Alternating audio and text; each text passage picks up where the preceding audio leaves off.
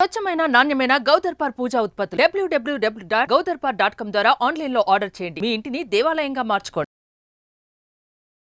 నమస్తే రమ్మగారు. నమస్తే జయ. రమ్మగారు, శ్రావణ మాసంలో 4 సోమవారాలు 4 శనివారాలు చాలా ప్రత్యేకంగా మనం పూజా విధానం పాటిస్తూ ఉంటాం కదా. ఏం చేయాలి, ఎలాంటి విధానాలు పాటించాలి రమ్మగారు? దేశమంతా అంటే తెలుగు వాళ్ళంతా చేస్తారో చేయరో తెలియజేయాలి. శ్రావణ శనివారాలు విశేషమని కొందరిళ్లలో చేసుకుంటారు. శ్రావణ సోమవారాలు విశేషమని ఇంకొందరు చేసుకుంటారు. ఇవి కంపల్షన్ కాదు, మంగళవారం శుక్రవారం లాగా కాదు.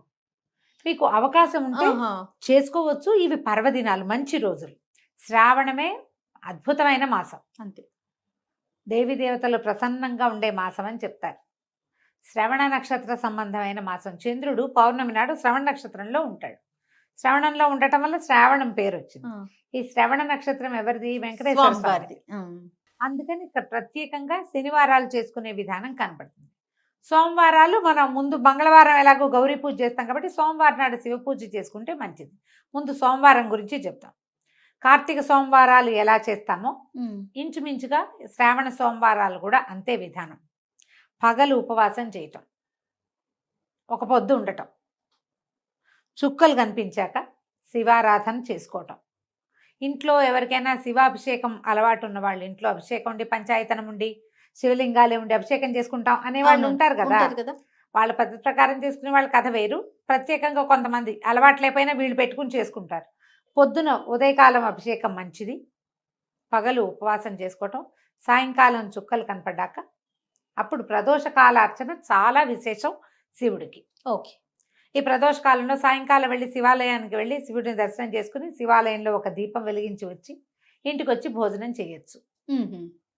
ఒక పొద్దు నియమం. ఓకే, అంతే. ఇదే పద్ధతి. ఈ శివారాధన ఇంట్లోనే శివారాధన చేసుకుంటాం. ఒక పొద్దు ఉండలేము అలాంటి వాళ్ళు, ప్రెగ్నెంట్ లేడీసు, చంటి పిల్లల తల్లులు, పెద్దవాళ్ళు, డయాబెటీస్ ఉన్నవాళ్ళు, మీరు ఆరాధన అయినా చేసుకోండి. శివారాధనకి ఈ రోజు మంచిది. ఓకే.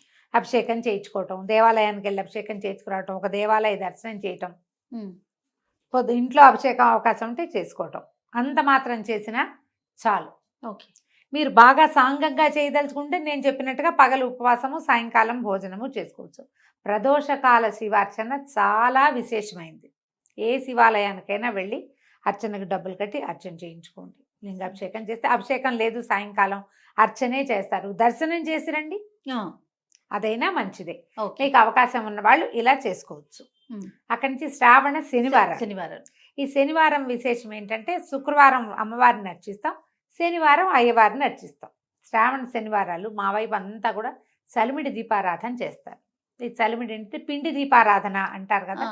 పిండి అనేది బియ్య పిండితోటో గోధుమ పిండితోటో చేసి చక్కగా దానికి అలంకారం చేసి పువ్వులేసి బొళ్ళని బొట్లు పెట్టి దేవుడికి దీపం పెట్టిన తర్వాత ఆ దీపం ప్రమిదని మీరు ఏం చేస్తారు అనేది ప్రశ్న.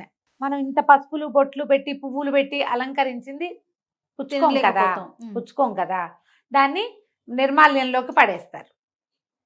నేను ఒక ప్రత్యేక విధానం చెప్తా. నిర్మాల్యంగా పంపించద్దు చలిమిడిని. నిర్మాల్యం కాదు, దేవతారాధనకి దీపారాధనగాను నైవేద్యంగాను ఉపయోగపడే వస్తువుతోటి చేస్తాం మనం ఇది. అదేమిటి చేయటం? బెల్లం, బియ్యపిండిలో కుదిరితే కాసిన పాల్చుక్క పోసి అంత నెయ్యి వేసి మీరు దంచితే చక్కగా చలిమిడి తయారవుతుంది. ఇవి మనం పాకం చలిమిడి చేయక్కర్లా, పచ్చి చలిమిడే చేసుకోవాలి. అది గట్టిగా చేసుకోవాలి. పచ్చి చలిమిడి చేసుకుని దాన్ని ఒకవేళ మీరు 5 దీపాలు పెట్టదలుచుకుంటే 5 ప్రమిదలు చేసుకోండి. 5 ప్రమిదలు చేయండి. కాదు ఒకటే ప్రమిద చేస్తానంటే మొత్తం చలిమిడిని ఒక్క ప్రమిదగానే చేసుకోండి. అందులో ఆవు నెయ్యి పోసి చక్కగా శుభ్రంగా చేయండి. ఎలా పడితే అలాగా, ఏ పళ్ళెంలో పడితే ఆ పళ్ళెంలో పెట్టకండి. మీరు దేవతార్చనకి ఉపయోగించే పాత్రలోనే చేసుకోండి. అప్పుడు ఏం చేస్తాము? ఈ ఒక పళ్ళెంలో ఒకటే అయితే ఒక పళ్ళెంలో పెట్టుకోవటం. 5 అనుకోండి, కాస్త పెద్ద పళ్ళెంలో 5ని పేర్చండి. 5 నియమం కాదు, మేమైతే ఒకటే చేస్తాం. ఓకే, మీ ఇష్టం. అది మీకు అలంకారంగా చేసి దేవుడికి చూపించటం కాదు ఇది. ఈ బియ్యపిండి ఏమిటి? బియ్యము ఆహారం మనకి, అవునా?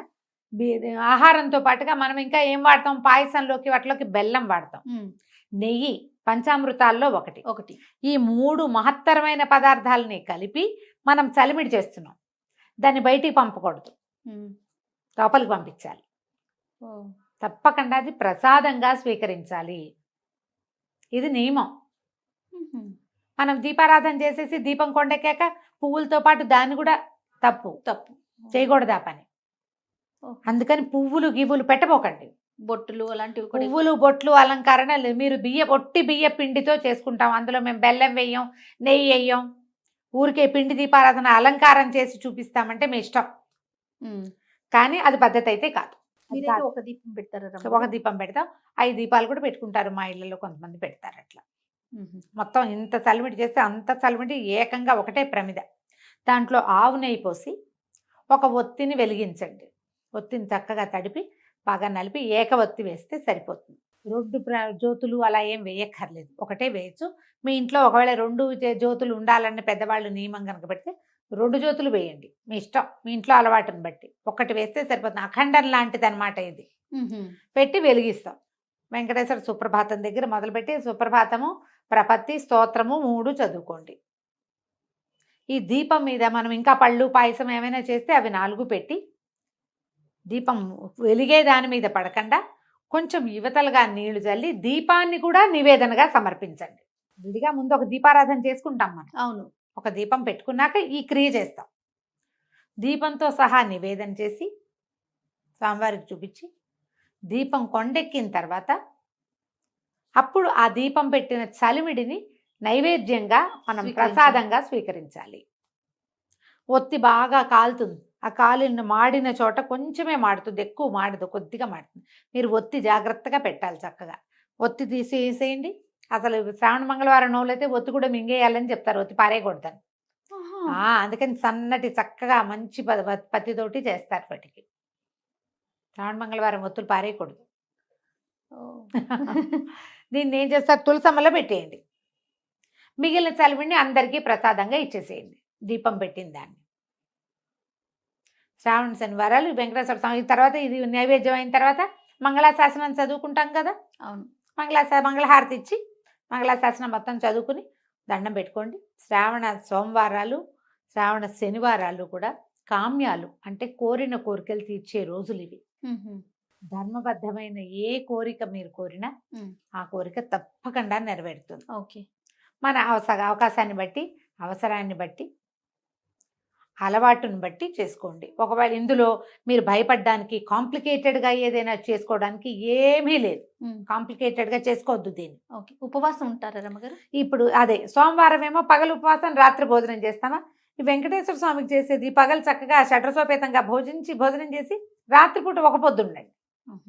రాత్రిళ్ళు టిఫిన్ చేసుకోండి, అన్నం తినకండి. సాధారణంగా శనివారాలు మనం అలాగే చేస్తాం. అదే విధానం. శివుడికి చుక్కలు చూశాక తినాలి, విష్ణువుకి చుక్కలు చూశాక తినకూడదు. ఇంతే లెక్క. ఇలా చేసుకోవచ్చు. ఇప్పుడు ఇది ఖచ్చితంగా చేసి తీరవలసింది కాదు.